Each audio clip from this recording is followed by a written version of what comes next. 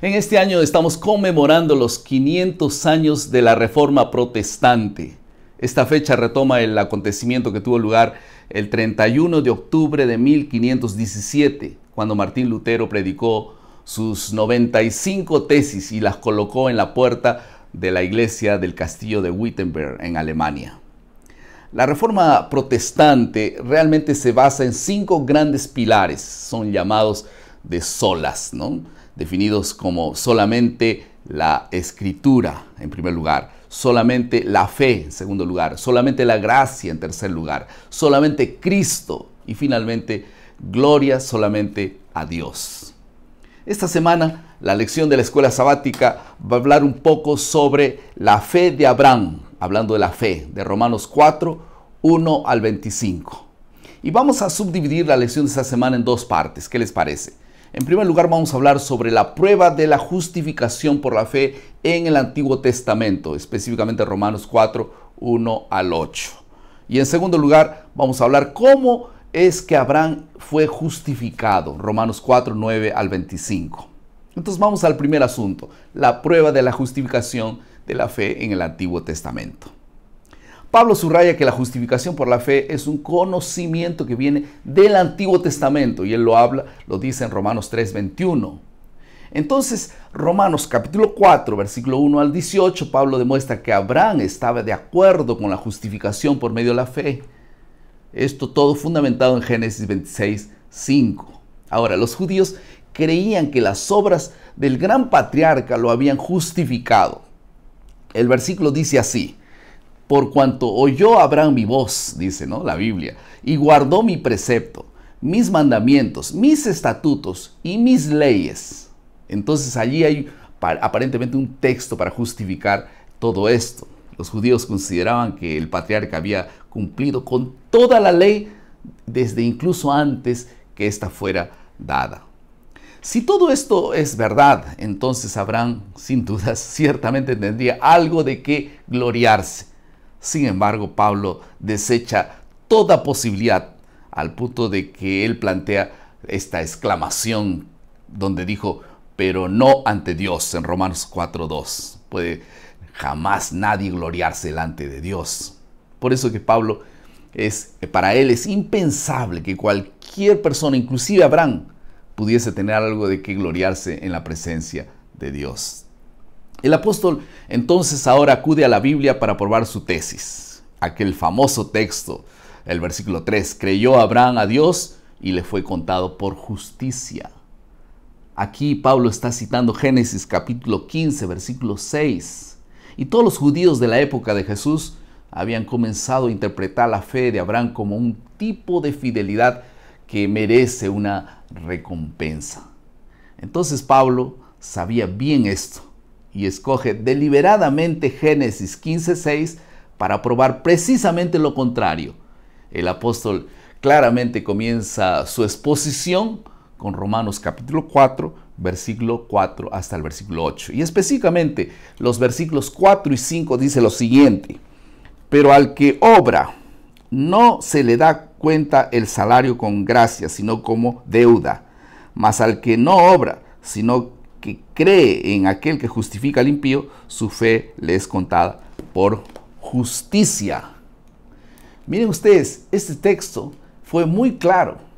Esta referencia de Génesis 15 es una referencia a Génesis 15:6 y no menciona aquí ninguna obra de Abraham, sino solamente su fe. No había obras, por lo tanto, Dios no le debía nada a Abraham. Al final de Romanos 4:5, el apóstol Pablo ha aprobado su argumento, pero no va a quedarse allí en caso de que algunos de sus detractores no lo entiendan claramente. Entonces ahora él va para otro ejemplo, para confirmar sus aseveraciones y saca a relucir la figura de David. Pero antes de ver lo que dice David, necesitamos examinar lo que quiere decir el término, aquel término famoso, contado por justicia, de Romanos 4:3.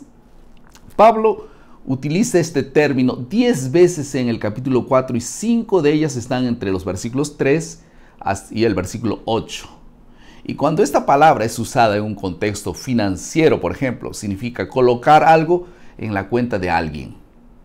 En el preciso instante en el que alguien acepta a Jesús, quiero decirte con mucho cariño, y eso a través de la fe, Dios lo reconoce como justo. Amén. Ahora sí, vamos a hablar de David. Si Abraham era la persona más importante de la historia judía, David no estaba muy atrás. Era, junto con Abraham y Moisés, probablemente uno de los más reverenciados por el pueblo judío. Entonces Pablo nos dice que la fe de Abraham fue contada como justicia, mientras que en el caso de David, nosotros encontramos que Dios no cuenta sus pecados en sus haberes. Romanos capítulo 4, versículo 6 y 7. En unos pocos versículos, ahora el apóstol Pablo explica que la justificación tiene dos aspectos, uno positivo y uno negativo. Primero muestra fe, que es contada por Dios como justicia. Y en segundo lugar, Él no cuenta nuestros pecados contra nosotros mismos.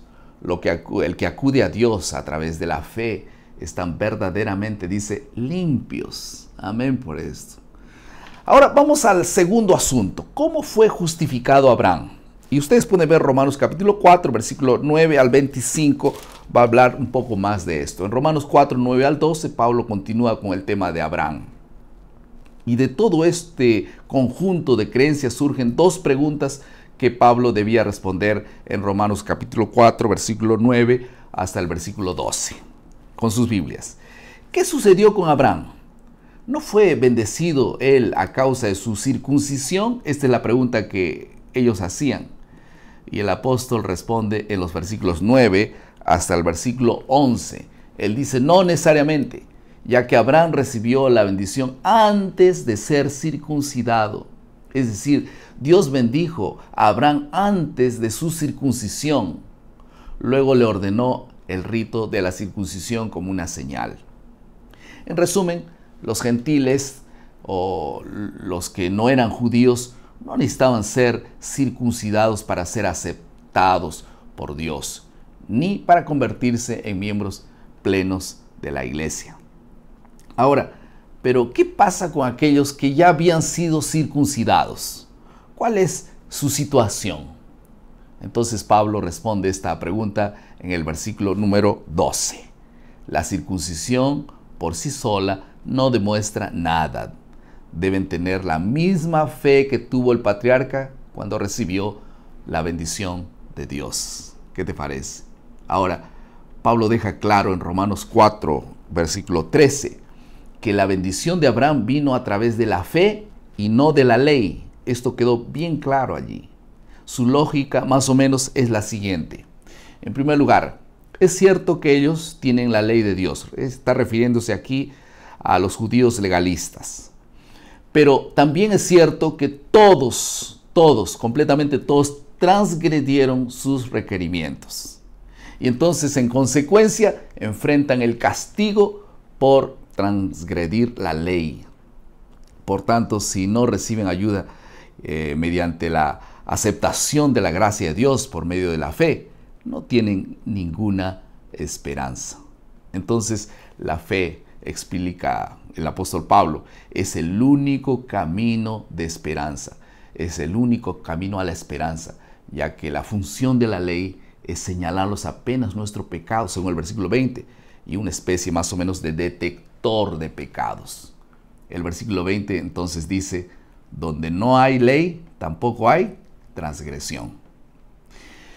Al final, el apóstol concluye en el capítulo 4 con una declaración evangélica, ¿no? Afirmando que Cristo fue entregado por nuestras transgresiones y resucitado para nuestra justificación. Esto en el versículo 25. Algunas aplicaciones al final de esta lección. Yo quería destacar dos apenas. La cuestión de fondo en el corazón de la reforma es cómo ser salvos. Lo importante no es atacar a los demás, es ayudar a los demás a mirar el mensaje bíblico con esperanza para su salvación. Piense bien esto. Y en segundo lugar, ¿Cómo influye la experiencia de la justificación por la fe en nuestro trato con los demás? Sabiendo el trato que Dios nos ha dado. Piensa en esto, si Dios te ha tratado tan bien, ¿cómo nosotros vamos a tratar tan mal a los demás? Finalmente, yo quería decir algo. Tenemos delante de nosotros esta magnífica noticia de salvación sin costo. Mucha gente aguarda ansiosa esa misma noticia. La pregunta es, ¿irás tú? ¿Iré yo? ¿Cuál es el compromiso que hay de tu parte o de parte de tu pareja misionera o de tu iglesia, de tu unidad de acción, para ir y contar esta buena noticia también a los demás? Oro por eso y que Dios te bendiga al ser un instrumento valioso, al publicar estas buenas nuevas de salvación. Querido Padre, muchas gracias por tu palabra. Bendice, Señor, cada persona que decide fielmente compartir esta gracia con los demás. En el nombre de Jesús. Amén. Muchas gracias por su atención y quiero decirles, cada semana nosotros debemos renovar nuestro compromiso con el estudio diario. Maná, cada día, cada uno, cada mañana. Es alimento para la vida. Que Dios te bendiga.